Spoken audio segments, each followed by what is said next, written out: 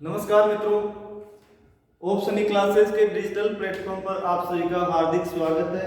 तो आज हम बात करने वाले हैं परवाल भित्तियां मतलब कोरल रीफ्स के बारे में, और उसमें हम पढ़ेंगे types of coral, formation of coral, distribution of coral in India and world and theories of coral reefs and after it हम कुछ पीवाईक्यूज है वो भी सोल्व करेंगे। तो सबसे पहले हम देखेंगे कि कोरल का जो निर्माण है वो कैसे होता है। तो चलते हैं सीधे टॉपिक पर। तो सबसे पहले हम देखते हैं परवाल तथा परवाल भित्तियां। परवाल से किस प्रकार परवाल भित्तियों का निर्माण होता है वो हम देखेंगे। तो सबसे पहले है कि महासागरों में परवालों में के अस्थि पंजरों द्वारा निर्मित समुद्री स्थलाकृति को परवाल भित्ति कहते हैं। तो परवाल भित्ति किसे कहते हैं? समुद्रों के अंदर जो परवाल पाए जाते हैं, कोरल पोलिप्स पाए जाते हैं, उनके द्वारा एक कैल्शियम कार्बोनेट स्रावित होता है उनकी भित्ति द्वारा, और उनसे निर्मित जो संरचनाएं हैं उनको हम परवाल भित्तियां बोलते हैं। तो परवाल भित्ति का निर्माण कौन करता है? परवाल भित्ति का निर्माण करता है परवाल, या फिर इसको बोलते हैं कोरल पोलिप।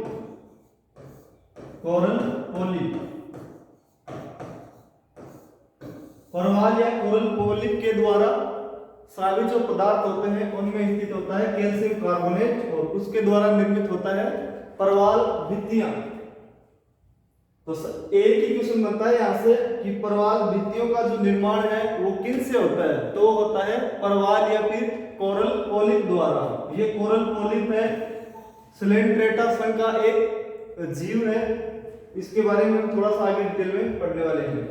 आगे देखेंगे परवाल भित्ति का निर्माण सागरीय जीव कोरल पोलिप। हमने देख लिया कि परवाल भित्ति का निर्माण होता है वो महासागरों के अंदर एक जीव पाया जाता है जिसे बोलते हैं परवाल या फिर कोरल पोलिप के अस्थि पंजरों के समेकन संयोजन द्वारा होता है। जो परवाल है या फिर कोरल पोलिप है, इनके द्वारा एक पदार्थ स्रावित किया जाता है जिसमें कैल्शियम कार्बोनेट की प्रधानता पाई जाती है, और उसके द्वारा परवाल भित्तियों का निर्माण होता है। तो अब आगे हम देखेंगे कि परवाल भित्तियों का निर्माण के लिए आवश्यक दशाएं क्या है। ये तो हमने समझ लिया कि परवाल भित्तियों का निर्माण किससे होता है? परवाल या फिर कोरल पोलिप के द्वारा स्रावित पदार्थ जिसमें कैल्शियम कार्बोनेट होता है उसके समेकन से अथवा संयोजन से कोरल पोलिप जो परवाल भित्तियां हैं उनका निर्माण होता है। आगे हम देखते हैं कि इनके लिए आवश्यक दशाएं क्या हैं। महासागरों के लिए कौन सी आवश्यक दशाएं हो जिस जहां पर कोरल पोलिप का या परवाल भित्तियों का निर्माण हो सके। तो आपको यहाँ पर एक चित्र दिख रहा है, डायग्राम दिख रहा है, जिसमें आपको रंग बिरंगे जो परवाल है, पोलिप्स है, वो दिखाई दे रहे हैं। तो इनका निर्माण कैसे हुआ होगा? इनका निर्माण हुआ होगा कि जो महासागर या जो समुद्र है उनके अंदर स्लेंट्रेटा संघ का जो जंतु है जिसे बोलते हैं हम कोरल पोलिप अथवा परवाल, उनकी जो भित्ति है उसके द्वारा एक पदार्थ स्रावित किया जाता है जिसे बोलते हैं, जिसमें कैल्शियम कार्बोनेट अथवा सिलिकॉन की प्रधानता होती है, उसके द्वारा परवाल भित्तियों का निर्माण होता है। अब ये जो रंग बिरंगे क्यों होते हैं इनके बारे में हम देखने वाले हैं आगे। इनमें पिगमेंट्स यानी वर्णक की प्रधानता पाई जाती है जिसके कारण ये कलरफुल होते हैं। तो आगे आपको एक चित्र और दिख रहा होगा, यहाँ पर भी आपको एक रंग बिरंगे अलग अलग दिख रहे होंगे। इसके बाद आगे देखते हैं। अब देखते हैं हम कि कोरल पोलिप का निर्माण है वो कहां पर होगा। सबसे पहले है कि कोरल उष्णकटिबंधीय महासागर में पाए जाते हैं। तो कोरल निर्माण के लिए आवश्यक दशाएं, सबसे पहला तो यह है कि जो परवाल भित्ति है उनका निर्माण केवल उष्णकटिबंधीय महासागरों में होगा। शीतोष्ण कटिबंधीय अथवा शीत कटिबंधीय महासागरों में परवाल भित्तियों का निर्माण नहीं होगा। कोरल उष्णकटिबंधीय महासागर में पाए जाते हैं तथा चुनने पर निर्वाह करते हैं। हमने पढ़ा था कि जो कोरल है, कोरल पोलिप अथवा जो परवाल नाम का जंतु है पहली बात ये उष्णकटिबंधीय महासागर में पाया जाता है और चूने पर ये निर्वाह करते हैं। मूंगे समूह में रहते हैं तथा अपने चारों ओर चूने के खोल का निर्माण करते हैं। ये कुछ पदार्थ स्रावित करते हैं जिनमें कैल्शियम कार्बोनेट की प्रधानता होती है, इसलिए जो कोरल पोलिप अथवा परवाल है इनको मूंगा भी बोलते हैं। और ये जो पदार्थ स्रावित करते हैं उनमें कैल्शियम कार्बोनेट की प्रधानता होती है, इसे यहाँ पे लिखा है कि अपने चारों ओर चूने के खोल का निर्माण करते हैं। ये जो पदार्थ स्रावित करेंगे उसमें कैल्शियम कार्बोनेट की प्रधानता होती है, इसलिए अपने चारों ओर स्रावित पदार्थ का जो आवरण है वो चूने का बना होता है। आगे लिखा है जब इन मूंगों की मृत्यु हो जाती है, जब ये कोरल पोलिप परवाल अथवा जो मूंगा जीव है इनकी मृत्यु हो जाएगी तो इनके अवशेषों के ऊपर दूसरा मूंगा अपना खोल बनाने लग जाता है। जैसे यह कोई कोरल पोलिप अथवा परवाल अथवा जो मूंगा नामक जीव है, ये कैल्शियम कार्बोनेट स्रावित करते हैं अथवा चूना स्रावित करते हैं। जब इनकी मृत्यु हो जाएगी तो इनके ऊपर जो दूसरा मूंगा है अथवा कोरल पोलिप अथवा परवाल है, ये दूसरा इसके ऊपर अपना आवरण बनाने लग जाएगा। इस तरह ये एक बहुत बड़ा क्षेत्र एरिया को कवर कर लेगा। यह प्रक्रिया एक लंबे समय तक चलती रहती है। जब एक लंबे समय के बाद ये बहुत बड़े एरिया को कवर कर लेगा। नेक्स्ट है इसमें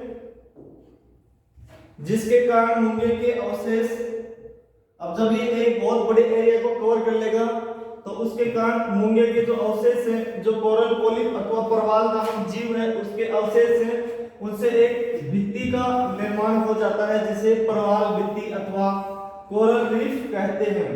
परवाल भित्तियों के निर्माण में मुख्यतः परवालों का योगदान होता है। तो हमने पढ़ा कि परवाल जो भित्ति है उसका निर्माण कैसे होता है। इसका निर्माण होता है परवाल अथवा मूंगा और इसी को बोलते हैं कोरल पोलिप। ये स्लेंट्रेटा संघ का जीव है जो समुद्रों के अंदर उष्णकटिबंधीय महासागरों में पाया जाता है। और ये जो जीव है ये एक पदार्थ का स्राव करता है जिसमें कैल्शियम कार्बोनेट की प्रधानता होती है, जिसके कारण इनके चारों ओर कैल्शियम कार्बोनेट की भित्तियां बनने लग जाएंगी। जब ये जीव मर जाएगा, परवाल मूंगा अथवा कोरल पोलिप नामक जो जीव है वो मर जाएगा, इसकी मृत्यु हो जाएगी तो इसके ऊपर दूसरा जो मूंगा जो जीव है वो भित्तियां बनाने लग जाएगा, जिसके कारण इनसे एक भित्ति का निर्माण होगा और उसी भित्ति को हम कहते हैं परवाल भित्ति अथवा कोरल रीफ। तो आपसे पूछा जाएगा कि परवाल भित्ति के निर्माण में किसका योगदान होता है, तो उत्तर होगा परवाल अथवा मूंगा नामक जीव अथवा कोरल पोलिप नामक जीव, इनका योगदान होता है। तो मेरे हिसाब से समझ में आ गया होगा कि परवाल भित्तियों का निर्माण कैसे होता है और किस जीव की सहायता से होता है और कहां पर होता है वो तो आपको समझ में आ ही गया, क्योंकि ये जीव केवल समुद्र में पाया जाता है, अतः इसका निर्माण केवल समुद्र में होगा, लैंड या स्थल पर तो होगा नहीं। तो आगे हम देखते हैं। अब परवाल हमने परवाल भित्ति कैसे बनती है वो तो हमने देख लिया कि परवाल भित्तियों का निर्माण कैसे होता है। अब हम ये देखेंगे कि परवाल भित्तियों का निर्माण किन दशाओं में होता है, परवाल भित्तियों के निर्माण के लिए कौन सी दशाएं आवश्यक हैं। तो सबसे पहले हमने पढ़ लिया था पीछे कि परवाल है वो केवल उष्णकटिबंधीय महासागरों में बनते हैं। तो पहली जो कंडीशन है वो यही है कि परवाल, यहाँ लिखा परवाल के विकास की आवश्यक दशाएं, परवाल के लिए कौन कौन सी आवश्यक शर्तें हो जिससे परवाल भित्तियों का निर्माण हो सके। पहला तो है उष्णकटिबंधीय महासागर। तो परवाल भित्ति के निर्माण के लिए सबसे पहले उष्णकटिबंधीय महासागर होने चाहिए। शीतोष्ण अथवा शीत कटिबंधीय महासागरों में परवाल भित्तियों का निर्माण नहीं होता है, क्योंकि वहां पर टेम्परेचर वो थोड़ा कम होता है। इसलिए पहली जो शर्त है परवाल भित्तियों के विकास के लिए वो है उष्णकटिबंधीय महासागर होना चाहिए। उसके बाद अगली जो कंडीशन है वो है 25 डिग्री उत्तरी अक्षांश से 25 डिग्री दक्षिणी अक्षांश के मध्य ही परवालों का विकास होगा। जैसे ये हमारी पृथ्वी है, इसमें ये 0 डिग्री अक्षांश जिसको हम भूमध्य रेखा अथवा इक्वेटर भी बोलते हैं, इसके उत्तर की तरफ 25 डिग्री उत्तरी अक्षांश, 25 डिग्री नॉर्थ और इधर है 25 डिग्री साउथ। तो हमने पढ़ा कि परवाल भित्तियों का निर्माण उष्णकटिबंधीय महासागर में होगा, पहली शर्त। दूसरी शर्त यह है कि इसका जो निर्माण है वो 25 डिग्री उत्तरी अक्षांश से 25 डिग्री दक्षिणी अक्षांश के मध्य होगा। तो यहाँ पर 25 डिग्री उत्तरी अक्षांश से 25 डिग्री दक्षिणी अक्षांश के मध्य ही परवाल भित्तियों का निर्माण होगा। अब की बार जो राजस्थान सेट का एग्जाम हुआ था उसमें एक क्वेश्चन पूछा गया था और ऑप्शन सीधे सीधे दे रखे थे, कितने डिग्री अक्षांश कितने डिग्री देशांतर के मध्य परवाल भित्तियों का निर्माण हो सकता है, ऐसा क्वेश्चन था। आगे हम देखेंगे। तो आपको पहली कंडीशन याद होगी, दूसरी भी याद होगी। अब तीसरी कंडीशन है परवाल भित्तियों के निर्माण के आवश्यक तापमान है वो 20 से 21 डिग्री सेंटीग्रेड होना चाहिए। इससे अगर कम तापमान हुआ तो वहां पर परवाल भित्तियों का निर्माण नहीं हो पाएगा। परवाल भित्तियों के निर्माण के लिए इतना तापमान तो आवश्यक है, इससे थोड़ा बहुत ज्यादा हो तो भी चलेगा। बहुत ज्यादा तापमान होगा तो उसमें भी परवाल भित्तियों का विनाश हो जाएगा। तो लगभग ये टेम्परेचर चाहिए, आपको याद रखना है। हो सकता है अगली बार यही क्वेश्चन आ जाए एग्जाम में।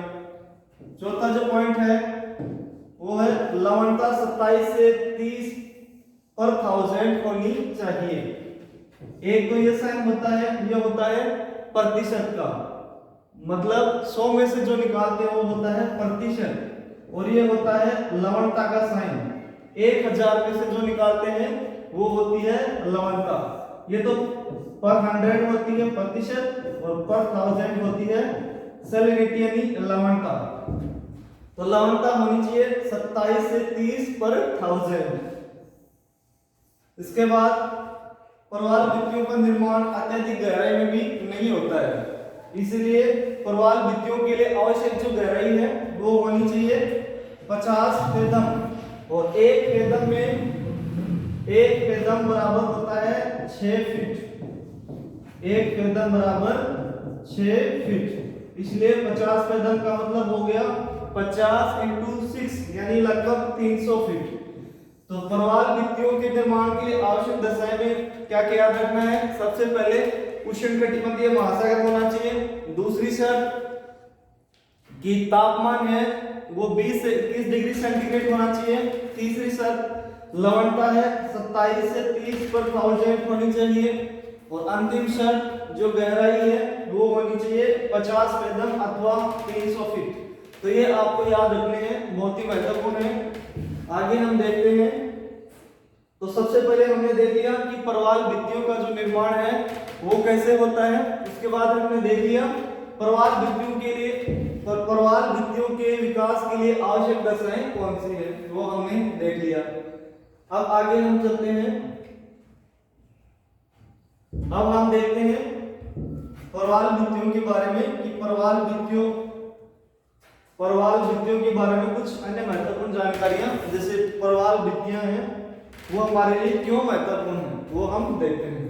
जैसे परवाल भित्तियों में उष्णकटिबंधीय सदाबहार वनों की तुलना में अधिक विविधता पाई जाती है, अतः परवाल भित्तियों को सामुद्रिक वर्षावन rain forest of the ocean कहा जाता है। आपको क्वेश्चन पूछा जाए कि पृथ्वी पर सर्वाधिक जो बायोडायवर्सिटी अथवा जैव विविधता कहां पर पाई जाएगी, तो हमें पता ही है कि उष्णकटिबंधीय जो वर्षावन है उनमें पृथ्वी पर सर्वाधिक जैव विविधता पाई जाती है। अगर पूछा जाए कि सर्वाधिक जैव विविधता समुद्रों में कहां पर पाई जाती है, तो जवाब होगा परवाल भित्तियों में। आपको और आगे पूछा जाए कि पृथ्वी पर सर्वाधिक जैव विविधता कहां है और उसमें ऑप्शन समुद्र का भी हो और स्थल का भी हो, तो उसमें आपका उत्तर जाएगा समुद्र वाला, क्योंकि परवाल भित्तियों के अंदर जैव विविधता उष्णकटिबंधीय सदाबहार वर्षावनों से भी अधिक पाई जाती है, इसलिए इन्हें कहते हैं rain forest of the ocean. तो ये आपको याद रखना है, महत्वपूर्ण है, क्वेश्चन आ सकता है। आगे देखते हैं परवाल जंतु। जो हमने देखा था परवाल जंतु अथवा मूंगा जंतु अथवा कोरल पोलिप, जिससे कोरल अथवा कोरल रीफ का निर्माण हो रहा था, वो हमने पीछे देखा था। अब देखते हैं हम परवाल जंतु के बारे में। परवाल जंतु जिसे पोलिप कहते हैं, अपने द्वारा बनाए गए चूने की खोल में रहता है। इसके शरीर के बाहरी तंतुओं में एक प्रकार की पादप शैवाल रहती है, जिसे जुक्सांथलाई अथवा एल्गी अथवा जूजेंथली, इसको इंग्लिश में जूजेंथली बोलते हैं और हिंदी में बोलते हैं जुक्सांथलाई एल्गी कहते हैं। तो कोरल जो जीव है या पोलिप नामक जीव है, इसके खोल में एक शैवाल पाई जाती है। ये कैल्शियम कार्बोनेट का स्राव करता रहता है अथवा चूने का स्राव करता है, जिससे परवाल भित्तियों का निर्माण होता है। और उस चूने की खोल में एक जुक्सांथलाई नाम की एल्गी पाई जाती है। जुक्सांथलाई नाम की एल्गी पाई जाती है। अब इस एल्गी का क्या कार्य है वो हम देखेंगे। एल्गी है, इसमें वर्णक पाए जाते हैं जिनकी सहायता से प्रकाश संश्लेषण अथवा फोटोसिंथेसिस द्वारा भोजन बनाता है और इस पोलिप को भोजन प्रदान करता है। यह शैवाल प्रकाश संश्लेषण विधि से भोजन बनाता है, जिससे अपना विकास करता है तथा संबंधित परवाल जिसके शरीर में वह वासित होता है कि सकल भोजन मांग के 60% भाग की आपूर्ति करती है। तो यह जो जुक्सांथलाई एल्गी है, ये इसमें वर्णक पाए जाते हैं और वर्णकों की सहायता से प्रकाश संश्लेषण अथवा फोटोसिंथेसिस करता है। और उस फोटोसिंथेसिस के द्वारा जो फूड बनाता है, उस फूड की सहायता से एक तो ये अपने खुद के भोजन की पूर्ति करता है। इसके अलावा जो पोलिप होती है, इसके 60% जो फूड है उसकी पूर्ति भी ये एल्गी करता है। अब आप में से कोई पूछ सकता है कि सर ये एल्गी है, इस पोलिप के खोल में रहता है, तो इस जुक्सांथलाई जो एल्गी पाई जाती है, ये अपना भोजन इसको क्यों देगा? ये अपना भोजन इसको क्यों देगा? तो ये इसलिए अपना भोजन देता है क्योंकि पोलिप का जो खोल है उसमें इसको रहने के लिए वास या स्थान है वो मिल रहा है। ये पोलिप के खोल में इन दोनों को फायदा है। क्यों? क्योंकि इसको तो इससे भोजन मिल रहा है और इसको इससे वास अथवा रहने के लिए स्थान मिल रहा है। तो जुक्सांथलाई एल्गी है, वो पोलिप के 60% भोजन की आपूर्ति करती है। अब शेष 40% भोजन की जो आपूर्ति है वो ये पोलिप कहां से करता है, वो आगे हम देखते हैं। तो यहां पर आहार की अपने मुंह के टेंटिकल्स द्वारा छोटे छोटे जंतु पलवक का शिकार करके आपूर्ति करते हैं। अब हमने देख लिया कि 60% भोजन की आपूर्ति जुक्सांथलाई एल्गी की सहायता से पोलिप करता है। शेष 40% जो फूड की जो पूर्ति है वो कैसे करता है?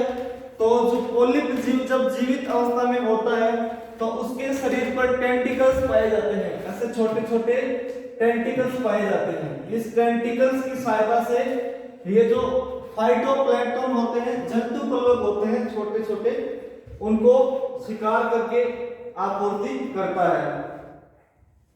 तो आपको याद क्या रखना है कि पोलिप के शरीर में जुक्सांथलाई एल्गी पाई जाती है जो प्रकाश संश्लेषण की सहायता से भोजन बनाती है। 60% भोजन की आपूर्ति पोलिप जुक्सांथलाई एल्गी से करता है और शेष 40% फूड की आपूर्ति टेंटिकल से फाइटोप्लैंक्टन का शिकार करके करता है। अब हम आगे देखेंगे कि जब सागर के तापमान में वृद्धि होगी, जब सागर के तापमान में वृद्धि होगी तो यहाँ पर जो पोलिप और जो जुक्सांथलाई एल्गी है उनका जो सहजीवी संबंध है वो टूट जाता है तापमान में वृद्धि के कारण। तो यहाँ पर लिखा है सागरीय तापमान में वृद्धि हो जाती है तो परवाल इन शैवालों को अपने शरीर से निष्कासित कर देते हैं। जब शैवाल को निष्कासित कर देगा ये पॉलिप, तो इसके भोजन की आपूर्ति नहीं हो पाएगी। इस अवस्था में ये जो पॉलिप है इसकी भी मृत्यु होने लग जाएगी। आगे लिखा है परिणाम स्वरूप प्रवालों को आहार नहीं मिल पाता है तथा वे सूख जाते हैं। शैवालों के निकल जाने के कारण प्रवाल श्वेत रंग के हो जाते हैं, अतः इसे प्रवाल विरंजन अथवा कोरल ब्लीचिंग कहते हैं। तो यह आपको समझ में आ गया होगा। क्वेश्चन यहाँ से बनता है कि कोरल ब्लीचिंग के क्या कारण है। तो कोरल ब्लीचिंग का कारण है जो सागरीय तापमान है वो लगभग 20 से 21 डिग्री सेंटीग्रेड। जैसे ही प्रदूषण के कारण या पोल्यूशन के कारण महासागर के टेम्परेचर में वृद्धि होगी, तो वृद्धि होने से जो एल्गी और पॉलिप का जो सहजीवी संबंध है वो टूट जाएगा, उसमें एल्गी अलग हो जाएंगे और एल्गी अलग हो जाएंगे तो जो पिगमेंट्स है वो एल्गी में पाए जाते हैं और उन्हीं पिगमेंट्स के कारण हमारी जो कोरल्स है वो हमें कलरफुल अथवा रंग बिरंगी दिखाई देती हैं। जैसे ही उनका सहजीवी संबंध ब्रेक होगा तो जो कोरल्स बचेंगी, जो प्रवाल भित्तियां बचेंगी वो किस रंग की होने लग जाएंगी, तो वो सफेद रंग की होने लग जाएंगी। और सफेद रंग की होने की जो घटना है उसी को ही प्रवाल विरंजन अथवा कोरल ब्लीचिंग कहा जाता है। तो कोरल ब्लीचिंग का कारण है सागरीय तापमान में वृद्धि, यह आपको याद रखना है। इसमें जो प्रवाल भित्तियां हैं वो कलरफुल से सफेद रंग की होने लग जाती हैं। आगे हम चलते हैं। अब आगे हम देखते हैं प्रवाल भित्तियों के प्रकार। तो सबसे पहले हमने देखा कि कोरल प्रवाल भित्तियों का जो निर्माण है वो कैसे होता है। उसके बाद हमने देखा प्रवाल भित्तियों के निर्माण के लिए आवश्यक रसायन। उसके बाद हमने देखा कोरल की बायोडायवर्सिटी अथवा जैव विविधता। उसके बाद हमने देखा कोरल ब्लीचिंग और इसके बाद हम देखेंगे कोरल्स के टाइप। तो कोरल्स कितने टाइप की होती हैं? कोरल्स 3 टाइप की होती हैं। कौन कौन सी? तो सबसे पहले जो आती है फ्रीजिंग, उसके बाद बैरियर और उसके बाद एटोल। तो ये 3 प्रकार की प्रवाल भित्तियां होती हैं। जैसे ये कोई समुद्र है, यहाँ पर पानी है, तो सबसे पहले जैसे ज्वालामुखी विस्फोट होगा तो यहाँ पर एक छोटा सा संरचना उभार के ऊपर की ओर आएगी, मतलब ज्वालामुखी द्वीप निर्मित होगा। सबसे पहले क्या निर्मित होगा? ज्वालामुखी द्वीप। और ज्वालामुखी द्वीप जैसे निर्मित होगा तो इसके तट के समीप तटीय प्रवाल भित्ति बनेगी, यानी फ्रीजिंग कोरल रीफ बनेगी। तो ज्वालामुखी द्वीप बनेगा सबसे पहले, उसके बाद तटीय प्रवाल भित्ति और तटीय प्रवाल भित्ति के बाद बनेगी अवरोधक प्रवाल भित्ति और अवरोधक प्रवाल भित्ति के बाद में बनेगा सबसे अंतिम में एटोल प्रवाल भित्ति। तो हो सकता है कि इनका क्रम भी एग्जाम में पूछ लिया जाए कि प्रवालों का जो क्रम है वो किस प्रकार होता है। तो सबसे पहले ज्वालामुखी द्वीप, उसके बाद तटीय प्रवाल, उसके बाद अवरोधक प्रवाल और सबसे अंत में एटोल प्रवाल। तो सबसे पहले देखते हैं प्रवाल भित्तियों के प्रकार में। स्वरूप के आधार पर प्रवाल भित्तियों को 3 वर्गों में वर्गीकृत किया जाता है। सबसे पहला तटीय प्रवाल भित्ति, इसको बोलते हैं फ्रीजिंग रीफ। उसके बाद अवरोधक प्रवाल भित्ति, इसको बोलते हैं बैरियर रीफ। अंतिम है वलयाकार प्रवाल भित्ति, इसे बोलते हैं एटोल रीफ। तो आपको ये वाला सीक्वेंस भी बिल्कुल याद रखना है। एक बार यूजीसी नेट में ऐसा क्वेश्चन पूछा गया था। तो प्रवाल भित्तियां 3 प्रकार की होती हैं: तटीय प्रवाल भित्ति, फ्रीजिंग रीफ, अवरोधक प्रवाल भित्ति, बैरियर रीफ और वलयाकार प्रवाल भित्ति, जिसे बोलते हैं एटोल रीफ। आगे हम देखते हैं। अब एक एक प्रवाल भित्तियों को हम डिटेल से पढ़ेंगे। उसके बाद पढ़ेंगे हम प्रवाल भित्तियों का वितरण, उसके बाद भारत में प्रवाल भित्तियों का वितरण, उसके बाद प्रवाल भित्तियों के सिद्धांत। तो सबसे पहले है तटीय प्रवाल भित्ति। तटीय प्रवाल भित्ति को बोलते हैं फ्रीजिंग रीफ। इनके दोनों यहाँ नाम है वो आपको याद रखने हैं। कभी कभी ये ऐसे भी आ जाते हैं, फ्रीजिंग रीफ ऐसे लिखा है फ्रीजिंग रीफ हिंदी में। तो सबसे पहले देखेंगे कि प्रवाल जो भित्तियां हैं इनका निर्माण कहाँ होता है। तो मैं बता देता हूं, इसके नाम से पता चल रहा है तटीय प्रवाल भित्ति। तटीय प्रवाल भित्ति इसलिए बोलते होंगे क्योंकि इनका निर्माण तट के समीप होता होगा। जैसे ये कोई महासागर है तो महासागर के तट के समीप जो प्रवाल भित्तियां बनती हैं उनको बोलते हैं तटीय प्रवाल भित्ति। देखिए इधर महाद्वीप के किनारे या द्वीप के किनारे निर्मित होने वाली प्रवाल भित्ति को तटीय प्रवाल भित्ति कहते हैं। तो तटीय प्रवाल भित्ति किसी महाद्वीप किसी द्वीप के किनारे बनती है, इसलिए इन्हें तटीय प्रवाल भित्तियां कहते हैं। आगे लिखा है, इनका सागरवर्ती भाग खड़ा एवं तीव्र डाल वाला होता है, जबकि स्थलोन्मुखी भाग मंद डाल वाला होता है। तो इसमें ऐसा लिखा है कि ये जो डाल है ये तो तीव्र, जो सागर की तरफ डाल ये तीव्र होगा, जबकि स्थल की तरफ जो डाल है वो मंद होगा। ये वाली लाइन यहाँ पर लिखी है, इंपॉर्टेंट है, याद रखनी है। आगे लिखा है, भित्तियां यद्यपि स्थलीय भाग से सटी रहती हैं, परंतु कभी कभी इनके तथा स्थल भाग के बीच अंतराल हो जाने के कारण उनमें छोटी लेगून का निर्माण हो जाता है, जिन्हें बोर्ड चैनल कहा जाता है। तो इधर आप देखें कि तटीय प्रवाल भित्तियां हैं, ये सागर से सटी हुई होती हैं, लेकिन कभी कभी इनके मध्य गैप आ जाता है। जैसे ये गैप बन गया तो इस गैप में क्या बच जाएगा, पानी। जब समुद्र का पानी ऐसे एकत्रित हो जाता है तो उसे क्या बोलते हैं, लेगून बोलते हैं। भारत में भी ऐसे लेगून पाए जाते हैं। इस तरह के लेगून सर्वाधिक भारत में केरल में देखने को मिलते हैं। तो इस लेगून है, इसको क्या कहेंगे, बोर्ड चैनल कहा जाता है। तो तटीय प्रवाल भित्तियों के बारे में सारी जानकारी मेरे हिसाब से समझ आ गई होगी। तटीय प्रवाल भित्तियों का सबसे महत्वपूर्ण पॉइंट ये है कि ये तट के किनारे अथवा किसी द्वीप के किनारे पर विकसित होती हैं। उसके बाद इनका जो महासागर की तरफ वाला भाग तीव्र डाल वाला और स्थल की तरफ का भाग है वो कम डाल वाला होता है। उसके बाद इनके अंदर कभी कभी गैप आने से लेगून का निर्माण होता है, जिन्हें बोर्ड चैनल कहा जाता है। आगे हम देखते हैं,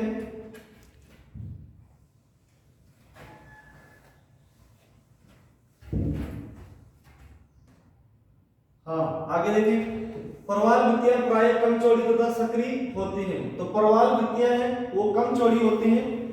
जहां कहीं भी नदी सागर में गिरती है वहां पर तटीय प्रवाल भित्तियों का क्रम भंग हो जाता है।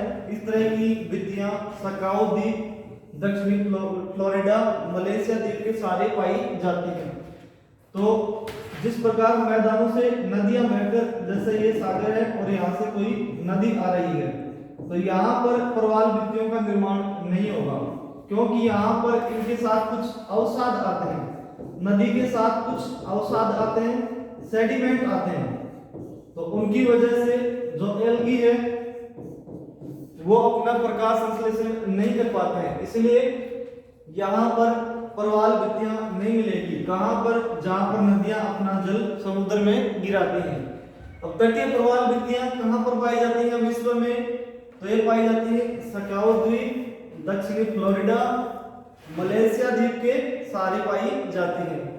तो ये तटीय प्रवाल भित्ति अब बिल्कुल क्लियर हो गई होगी।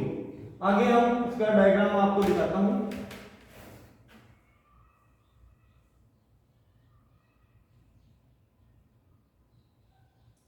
यहां पर लगा हुआ है फ्रीजिंग रीफ यानी तटीय प्रवाल भित्ति। जैसे यहां पर ये, एक मिनट,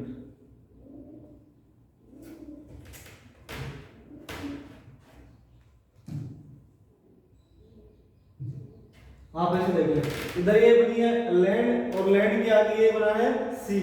तो लैंड और सी का जो तट वाला पार्ट है वहां पर बनी है फ्रीजिंग रीफ। तो फ्रीजिंग रीफ कहां पर बनती है, किसी द्वीप के तट के किनारे पर फ्रीजिंग रीफ का निर्माण होता है। फ्रीजिंग रीफ जब बनती है तो यहाँ पर कभी कभी लेगून का निर्माण हो जाता है, तो इसे कहते हैं बोर्ड चैनल। अब हम देखते हैं दूसरी प्रवाल भित्ति। तो इनका निर्माण है वो एक के बाद एक होता है, ऐसे नहीं कि सभी का सक्सेसिव इनका निर्माण नहीं होता है। सबसे पहले बनेगा ज्वालामुखी द्वीप, ज्वालामुखी द्वीप के बाद में बनेगी तटीय प्रवाल भित्ति। और तटीय प्रवाल भित्ति के बाद में बनेगी अवरोधक प्रवाल भित्ति। तो अब हम देखते हैं अवरोधक प्रवाल भित्ति। इसे बोलते हैं इंग्लिश में बैरियर रीफ। आप इंग्लिश में भी याद रखें, कई बार पेपर में ऐसा लिखा हुआ आ जाएगा बैरियर रीफ, तो वहां पर समस्या हो सकती है, तो इसलिए इंग्लिश में भी याद रखना है। सबसे पहले लिखा है सागरीय तट से कुछ दूर किंतु उसके समानांतर स्थित वृत्ताकार प्रवाल भित्तियों को अवरोधक प्रवाल भित्ति कहा जाता है। तटीय प्रवाल भित्ति और अवरोधक प्रवाल भित्ति में थोड़ा सा एक अंतर यही है कि तटीय प्रवाल भित्ति तट के समीप बनती है, जबकि अवरोधक प्रवाल भित्ति जो समुद्र का तट है उससे थोड़ी दूरी पर बनेगी। ये दोनों में अंतर है बिल्कुल। ये सभी प्रकार की भित्तियों से लंबी, विस्तृत, चौड़ी तथा ऊंची होती है। तो सबसे जो लंबी है प्रवाल भित्तियां हैं विश्व में, वो अवरोधक प्रवाल भित्तियां ही मिलती हैं। आप एग्जांपल देख सकते हैं, जैसे ऑस्ट्रेलिया का जो क्वींसलैंड प्रांत है उसके उत्तर पूर्वी किनारे पर पाई जाती है ग्रेट बैरियर रीफ, विश्व की सबसे लंबी प्रवाल भित्ति। तो वो कौन सी प्रवाल भित्ति है? वो है अवरोधक प्रवाल भित्ति। आगे है, इनका ढाल 45 डिग्री तक होता है, परंतु कुछ ढाल 15 से 20 डिग्री तक होता है। तट तथा इनके बीच विस्तृत किंतु छिछली लेगून का निर्माण हो जाता है। जब तट और प्रवाल भित्तियों के मध्य छिछली लेगून का निर्माण भी हो सकता है। यहाँ पर कंफ्यूजिंग वाले क्वेश्चन बनेंगे अवरोधक प्रवाल भित्ति और तटीय प्रवाल भित्ति। तो जहां पर भी छिछली लेगून का निर्माण हो, आपको याद रखना है वहां पर अवरोधक प्रवाल भित्ति का निर्माण होगा। अवरोधक भित्तियां लगातार अविच्छिन्न रूप से नहीं मिलती, वरन स्थान स्थान पर ये टूटी होती हैं, जिस कारण लेगून का संबंध खुले सागर से बना रहता है। इस अंतराल को या इस गैप्स को ज्वारीय प्रवेश मार्ग अथवा टाइडल इनलेट कहते हैं। तो अवरोधक प्रवाल भित्तियों की जो लंबाई है वो बहुत लंबी लंबी होती है, तो ये अविच्छिन्न रूप से नहीं मिलती हैं, बीच बीच में से ये टूटी फूटी मिलती हैं, जिनके कारण इनमें जो ज्वारीय प्रवेश मार्ग है उसका निर्माण होता है, क्योंकि इनका जो संबंध है वो खुले जल से हो जाता है। आगे हम देखते हैं, जिनसे होकर जलयान भी आ जाते हैं। इन भित्तियों का आधार अधिक गहराई में मिलता है। जैसे ये ऑस्ट्रेलिया, ऐसे ऑस्ट्रेलिया का ये प्रांत है, यहाँ पर क्वींसलैंड प्रांत है उत्तर पूर्वी तट पे, और यहाँ पर पाई जाती है अवरोधक प्रवाल भित्ति। अब इनमें कई जगह से टूटी फूटी मिलती है। टूटी फूटी होने के कारण इनमें ज्वारीय प्रवेश मार्ग का निर्माण हो जाता है, टाइडल इनलेट का निर्माण हो जाता है, जिसके कारण यहाँ से जो जलयान है, पानी की जहाज है, वो यहाँ पर आ जा सकते हैं। इसलिए इन भित्तियों का जो आधार है वो अधिक गहराई तक ये पाई जाती है। आगे देखते हैं, ये फ्रिजिंग रीफ हमने देख ली। अब पढ़ते हैं कि विश्व की सबसे बड़ी प्रवाल भित्ति है वो कौन सी है। तो हमने ये तो देख लिया कि विश्व में सबसे बड़ी प्रवाल भित्तियां किस प्रकार की मिलेंगी, तो वो मिलेंगी अवरोधक प्रवाल भित्तियां, बैरियर रीफ। अब उनमें विश्व में सबसे बड़ी कौन सी है, तो है विश्व की सबसे बड़ी अवरोधक प्रवाल भित्ति ग्रेट बैरियर रीफ है, जो ऑस्ट्रेलिया का एक क्वींसलैंड प्रांत है के पूर्वी तट के सहारे, आपको याद रखना है 9 डिग्री से 22 डिग्री दक्षिणी अक्षांश के मध्य 1200 मील अथवा 1920 किलोमीटर की लंबाई में प्रशांत महासागर में पाई जाती है। तो पहला क्वेश्चन, विश्व की सबसे लंबी प्रवाल भित्ति कौन सी है, तो अवरोधक प्रवाल भित्ति। अब अवरोधक प्रवाल भित्ति में भी विश्व की सबसे लंबी अवरोधक प्रवाल भित्ति कौन सी है, तो वह ग्रेट बैरियर रीफ। किस महासागर में मिलती है, प्रशांत महासागर में। कितने डिग्री अक्षांश के मध्य मिलती है, तो 9 डिग्री दक्षिणी अक्षांश से 22 डिग्री दक्षिणी अक्षांश के मध्य। इसके अलावा उसकी लंबाई कितनी है, तो लंबाई है 1200 मील अथवा 1920 किलोमीटर। 1 माइल बराबर होता है लगभग 1.85 किलोमीटर। तो जब 12 को इससे मल्टीप्लाई करेंगे तो ये लगभग आएगा 1920 किलोमीटर। तो ये बहुत ही महत्वपूर्ण है, याद रखिए। जगह जगह पर प्रवाल भित्ति टूटी है, जिस कारण लेगून का संबंध खुले प्रशांत महासागर से हो जाता है। ऐसा आपने पढ़ भी लिया है, इसीलिए इसको बोलते हैं ज्वारीय प्रवेश मार्ग, ज्वारीय प्रवेश मार्ग या फिर टाइडल इनलेट हमने पढ़ा भी है। उस टाइडल इनलेट से जो समुद्री जलयान है, पानी के जो जहाज है वो आ जा सकते हैं। तो अवरोधक प्रवाल वृत्ति क्लियर होगी। उसके बाद चलते हैं आगे। तो ये देखिए आप ग्रेट बैरियर रीफ यहां पर बनी हुई है। ग्रेट बैरियर रीफ पाई कहां पर जाती है? जैसे ऑस्ट्रेलिया महाद्वीप है, ऑस्ट्रेलिया महाद्वीप के उत्तर पूर्वी तरफ ये क्वींसलैंड प्रांत है यहाँ पर, और इसके उत्तर पूर्वी तरफ में पाई जाती है great barrier reef. Great barrier reef किस महासागर में पाई जाती है? प्रशांत महासागर में।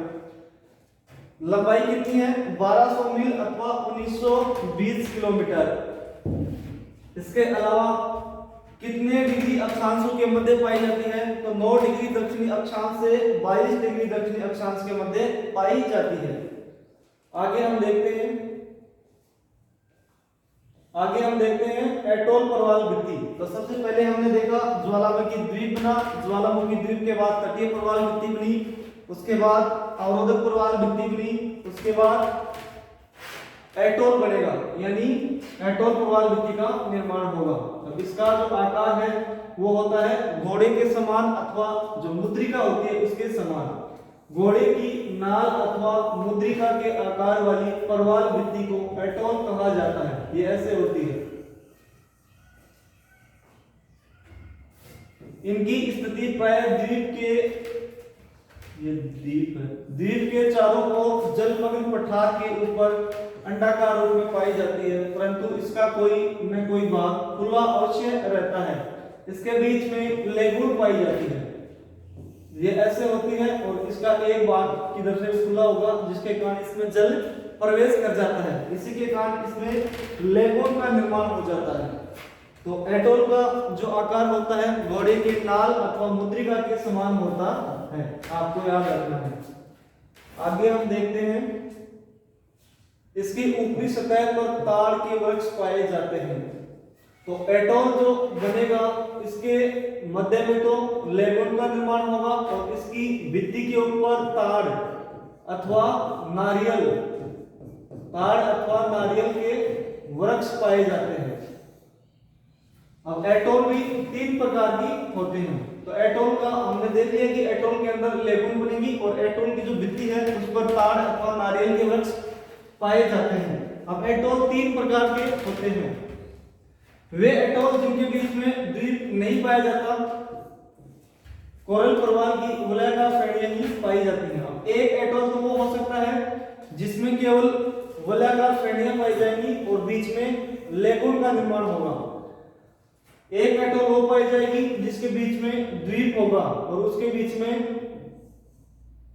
लेगून नहीं बनेगी। यह द्वीप हो गया और इसके चारों ओर एटोल का निर्माण हो गया। अगर यहां पर लेगून बनेगा तो इसके बाहर की ओर थोड़ा बहुत बन सकता है, इसके बाहर की तरफ। अगला है वे एटोल जिनके मध्य में पहले से द्वीप तो नहीं है परंतु बाद में सागरीय तरंगों द्वारा द्वीप बन जाता है। तो एटोल 3 प्रकार के होते हैं। एक वो एटोल जिसके मध्य में द्वीप नहीं पाया जाता है, लेगून का निर्माण होगा।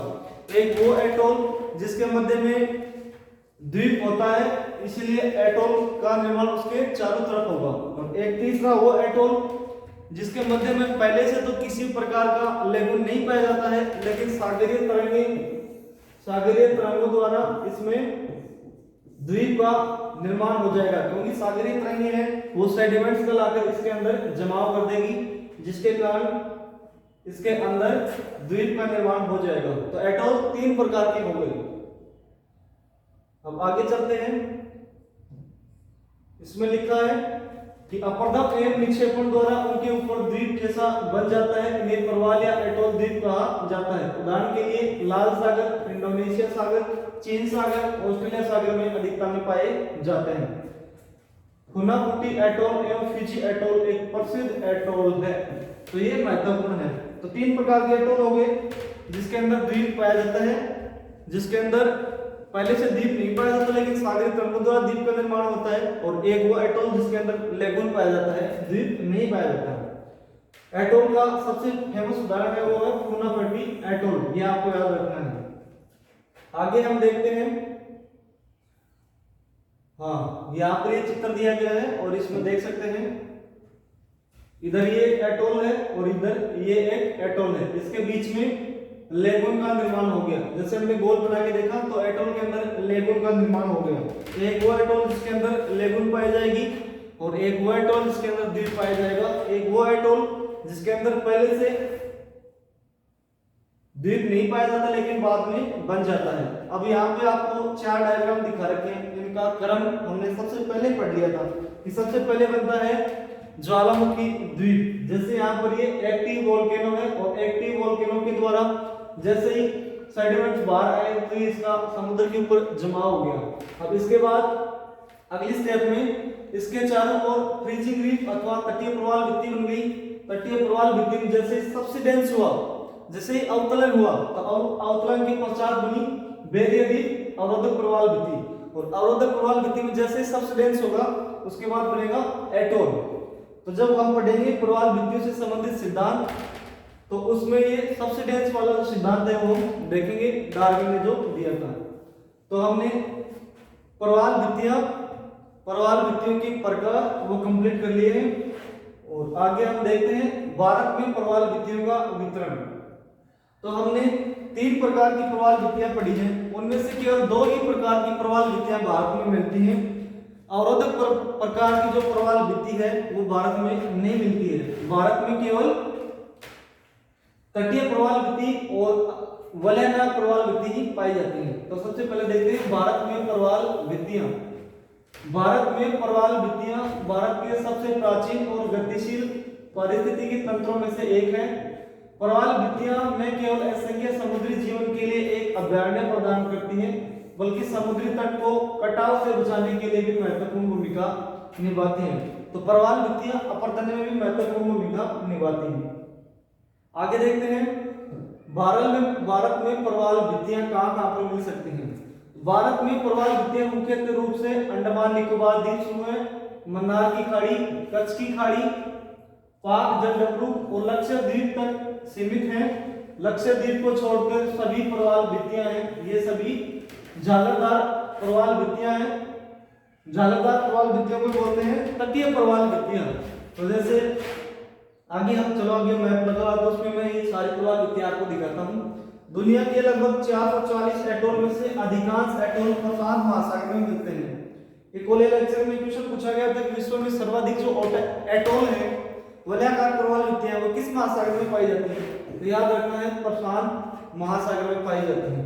अब भारत में प्रवाल भित्तियां कहां पर पाई जाती हैं वो हम आगे मैप में देखते हैं। तो देखो यहाँ पर ये बना है भारत में प्रवाल भित्तियां,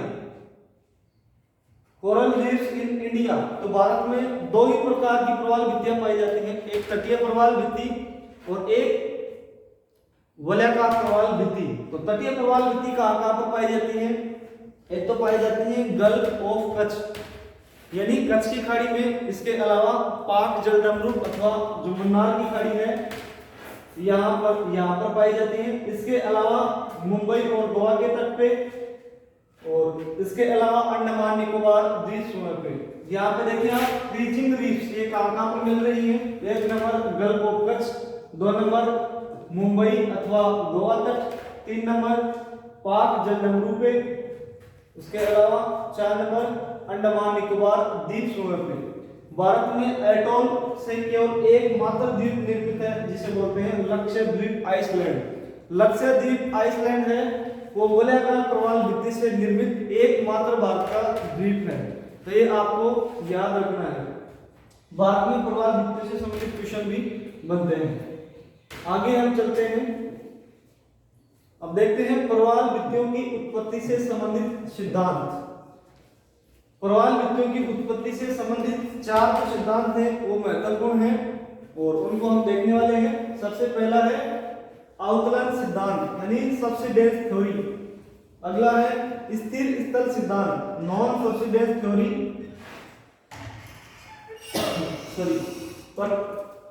तो अवकलन सिद्धांत है ये दिया था डार्विन ने। अभी जो हमने सीक्वेंस देखा था उसमें जो सबसिडेंस वर्ड पढ़ा था वो दिया था डार्विन ने।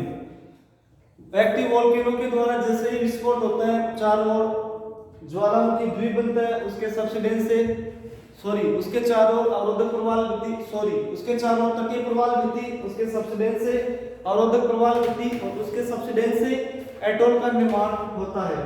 तो वो सबसिडेंस दिया किसने था? वो दिया था डार्विन ने। अगला है स्थिर स्थल सिद्धांत। तो स्थिर स्थल सिद्धांत है वो दिया था मरे ने। यहाँ पे एक मिनट देखते हैं। प्रथम श्रेणी के अंतर्गत डार्विन का सिद्धांत सर्वाधिक महत्वपूर्ण है। तो अवकलन सिद्धांत है वो दो प्रकार के होते हैं, एक तो वो जिसमें सबसिडेंस होगा और एक वो जिसमें सबसिडेंस नहीं होगा। तो सबसिडेंस जो सिद्धांत है वो दिया था डार्विन ने, जबकि जो नॉन सब्सिडेंस सिद्धांत है उसमें दिया था मरे ने तथा डेली ने। उसके बाद एक वैज्ञानिक और आएंगे जो इसी सब्सिडेंस सिद्धांत की है, वो दोबारा इसको परिकल्पना देंगे अपनी और इसी को सही मानेंगे। उनको बोलते हैं कॉन्सेप्ट ऑफ डेली। तो सब्सिडेंस थ्योरी में आते हैं डार्विन का अवकलन सिद्धांत, नॉन सब्सिडेंस में आते हैं ये दोनों सिद्धांत, एक तो मरे का स्थिर स्थल सिद्धांत और एक आता है डेली का हिमानी नियंत्रण सिद्धांत। उसके बाद यह आता है सब्सिडेंस में और यह आता है नॉन सब्सिडेंस में। इसके बाद डेलिस नाम में एक वैज्ञानिक आएगा और इस डार्विन के सिद्धांत की पुनः व्याख्या करेगा। तो ये किसमें आ जाएगा? वापस सब्सिडेंस में। तो हमें याद क्या रखना है, प्रवाल भित्तियों की उत्पत्ति से संबंधित सिद्धांत हैं वो दो प्रकार के हैं। एक तो अवकलन सिद्धांत। अवकलन सिद्धांत में किसका सिद्धांत महत्वपूर्ण है? वो है डार्विन का अवकलन सिद्धांत। डार्विन के अवकलन सिद्धांत की वापस व्याख्या करेगा डेविस। तो उसके बाद नॉन सब्सिडेंस थ्योरी में महत्वपूर्ण है एक तो मरे का स्थिर स्थल सिद्धांत और डेली का हिमानी नियंत्रण सिद्धांत। इस बार जो राजस्थान सेट का एग्जाम था उसमें सीधा एक क्वेश्चन पूछा गया था कि हिम नियंत्रण सिद्धांत ग्लेशियल कंट्रोल थ्योरी है वो किसके द्वारा दी गई थी? ये राजस्थान सेट एग्जाम में पूछा गया था। तो उत्तर क्या होगा? दिल्ली। अब यहां से सबसे ज्यादा जो क्वेश्चन बनते हैं वो सीधे ऐसे बनते हैं कि अवकलन सिद्धांत किसने दिया? डार्विन ने। स्थिर स्थल सिद्धांत किसने दिया? मरे ने। हिमानी नियंत्रण सिद्धांत किसने दिया? दिल्ली ने। ऐसे ये क्वेश्चन सीधे बनते हैं, इनके बारे में डिटेल में क्वेश्चन बहुत कम बनते हैं, केवल अवकलन सिद्धांत के बारे में बनते हैं और वो हमने देख लिया है और मैं वापस से इसको बता देता हूं। तो डार्विन का अवकलन सिद्धांत है, इसके बारे में हम पढ़ेंगे बस। चार्ल्स डार्विन ने अपने सिद्धांत का प्रतिपादन 1837 में किया, किंतु 1842 में उसमें संशोधन किया गया। डार्विन ने प्रवाल भित्तियों के अध्ययन के बाद पाया कि यद्यपि प्रवाल छिछले सागर में ही जीवित रह सकते हैं तथा उनमें निर्मित भित्तियां अत्यधिक गहराई तक पाई जाती हैं, जहां तक प्रवाल किसी भी हालत में नहीं रह सकते। इस विरोधाभास को दूर करने के लिए डार्विन ने बताया कि जिस स्थल या द्वीप के साथ प्रवाल बनती है, प्रवाल भित्ति बनती है, वह स्थिर नहीं होता। तो डार्विन ने क्या बताया कि जिस द्वीप के सहारे प्रवाल भित्ति बनती है, इस द्वीप के सहारे प्रवाल भित्ति बनती है, तो ये जो द्वीप है वो स्थिर नहीं होता है, इसमें अवकलन अथवा सब्सिडेंस होता है। कैसे होता है? जैसे ये कोई ज्वालामुखी द्वीप है, ये बन गया एक्टिव वोल्केनो जब हुआ तो उसकी सहायता से। अब इसमें अवकलन होगा, सब्सिडेंस होगा और इससे बनेगी तटीय प्रवाल, इसके चारों ओर बनेगी तटीय प्रवाल भित्ति। तटीय प्रवाल भित्ति जब बन जाएगी तो इसमें सब्सिडेंस अवकलन होगा और इसके बाद बनेगी अवरोधक प्रवाल भित्ति, इसमें सब्सिडेंस होगा और उससे बनेगा एटोल। तो इसने बताया कि जिस द्वीप के सारे प्रवाल भित्तियां बनती हैं वो स्थिर नहीं होता है, वरन उसमें क्रमशः अवकलन होता है। इन्होंने यह भी बताया कि तटीय प्रवाल भित्ति, अवरोधक प्रवाल भित्ति तथा एटोल प्रवाल भित्ति की क्रमिक विकासीय अवस्थाएं सक्सेसिव इवोल्यूशनरी स्टेज है। कैसे? जैसे बन गया ज्वालामुखी द्वीप, इसके चारों ओर होगी तटीय प्रवाल भित्ति, इसमें अवतरण होगा जिससे बनेगी अवरोधक प्रवाल भित्ति, इसमें अवतरण से बनेगा एटोल। तो यही बताता है डार्विन का अवतरण सिद्धांत कि किस प्रकार से एक सक्सेसिव जो स्टेज है उनके द्वारा प्रवाल भित्तियों का निर्माण होता है। तो हमने प्रवाल भित्तियों के बारे में लगभग संपूर्ण जो जानकारी है वो ले ली है। इसके बाद हम देख लेंगे, आपको हम दिखा देते हैं कि Darwin theory of coral formation. Darwin के अनुसार कोरल का फॉर्मेशन कैसे होता है, सक्सेसिव स्टेज के कारण होता है। सबसे पहले एक्टिव वोल्केनो बना, जिसके कारण क्या बना, ज्वालामुखी द्वीप बना, और उस ज्वालामुखी द्वीप के सारे तट के ऊपर क्या बन गई, कोरल रीफ। कौन सी कोरल रीफ, तो ये बन गई तटीय प्रवाल भित्ति। इसमें जब अवतरण होगा तो अवतरण से बनेगा बैरियर रीफ अथवा अवरोधक प्रवाल भित्ति। इसके अंदर क्या होगा, सब्सिडेंस हो गया, अवतरण होगा तो उससे बनेगा एटोल। तो इस तरह से डार्विन के अवतरण सिद्धांत के अनुसार एटोल का फॉर्मेशन किस प्रकार होता है, एक एक्टिव वोल्केनो, उसके बाद तटीय प्रवाल भित्ति, अवरोधक प्रवाल भित्ति और एटोल का निर्माण कैसे होता है हमने देख लिया है। तो प्रवाल भित्तियों से संबंधित सभी जो तथ्य हैं वो हमने देख लिए हैं। अगर आप ये पढ़ लेते हो तो आपका कोई भी क्वेश्चन बाहर जाता नहीं है। इसके बाद हम इसमें पीवाईक्यू लगे हुए तो वो देखते लेते हैं। सॉरी, यहाँ पे कुछ क्वेश्चन लग रखे हैं। जैसे हमने देख लिया था कि राजस्थान सेट एग्जाम जो 26 मार्च 2023 को हुआ था उसमें क्वेश्चन पूछे गए हैं। पहले लिखा है प्रवाल भित्तियां सामान्यतः निम्नलिखित में से किस अक्षांश और देशांतर विस्तार के बीच पाई जाती हैं। तो हमने देख लिया था प्रवाल भित्तियों के निर्माण की दशाएं, उसमें हमने पढ़ा था कि 25 डिग्री उत्तरी अक्षांश से 25 डिग्री दक्षिणी अक्षांश के मध्य प्रवाल भित्तियों का विकास होता है। 25 डिग्री नॉर्थ और 25 डिग्री साउथ के मध्य प्रवाल भित्तियों का निर्माण होता है। तो यहाँ पर ऑप्शन देंगे 15 डिग्री से 25 डिग्री, 30 डिग्री से 30 डिग्री, 25 डिग्री नॉर्थ से 25 डिग्री साउथ। तो हमारा उत्तर क्या हो जाएगा, सी इसका बिल्कुल राइट आंसर हो जाएगा। 25 डिग्री उत्तरी अक्षांश से 25 डिग्री दक्षिणी अक्षांश के मध्य प्रवाल भित्तियों का निर्माण होता है। आगे हम देखते हैं प्रवाल भित्तियों की उत्पत्ति के संबंध में हिमनदों के नियंत्रण का सिद्धांत किसने दिया था। तो हमने पढ़ा था कि प्रवाल भित्तियों से संबंधित सिद्धांत दो प्रकार के हैं, एक सब्सिडेंस थ्योरी, एक non subsidence theory. Subsidence theory में डार्विन का अवतरण सिद्धांत महत्वपूर्ण था, जबकि नॉन सब्सिडेंस में दो सिद्धांत थे, एक तो मरे का स्थिर स्थल सिद्धांत और एक था डेली का हिमालय नियंत्रण सिद्धांत। इसमें सीधा सीधा पूछा है कि प्रवाल भित्तियों की उत्पत्ति के संदर्भ में हिमनदों के नियंत्रण सिद्धांत की व्याख्या किसने की थी। तो डेली का हिमालय नियंत्रण सिद्धांत। आंसर ए हमारा राइट आंसर हो जाएगा। ये पूछा गया है set exam 2023 Rajasthan set exam में सीधा सीधा क्वेश्चन पूछा गया था। मरे का देखें तो इन्होंने दिया था स्थिर स्थल सिद्धांत, डार्विन ने दिया था अवतरण सिद्धांत और डेविस ने दिया था वापस सब्सिडेंस थ्योरी की, वापस इनने परिकल्पनाएं दी थी। तो ये भी किसमें आ जाएगा, इन्होंने जो अवतरण सिद्धांत था उसी का सपोर्ट किया था। तो ये हमारा उत्तर हो गया। उसके बाद चलते हैं अगले क्वेश्चन पे। डार्विन का दशाव को बोलते हैं अवतरण, इंग्लिश में बोलते हैं सब्सिडेंस, किससे संबंधित है, समुद्री सोपान से, प्रवाल भित्तियों से। तो बिल्कुल प्रवाल भित्तियों का जो सब्सिडेंस थ्योरी है उसमें हमने पढ़ा है। ये पूछा गया यूजीसी नेट जून 2013 में। तो सीधे क्वेश्चन यहाँ से बनते हैं, याद रखने हैं। आगे चलते हैं अगले क्वेश्चन पे। यहाँ पर ये कंफ्यूजिंग वाला क्वेश्चन हो सकता है। इसमें पूछा गया है किसी गहरी लेखों द्वारा मुख्य भूमि अथवा अंतर्देशीय तट से अलग थलग की गई शैवाल निम्नलिखित में से क्या कहलाती है।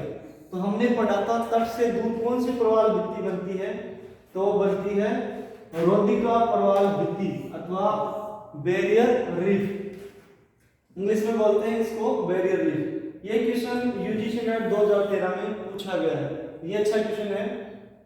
उसके बाद देखते हैं नेक्स्ट क्वेश्चन।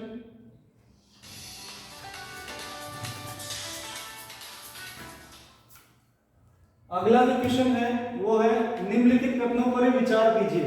ये बहुत अच्छा क्वेश्चन है, आईएएस प्रीलिम्स 2018 में पूछा गया है।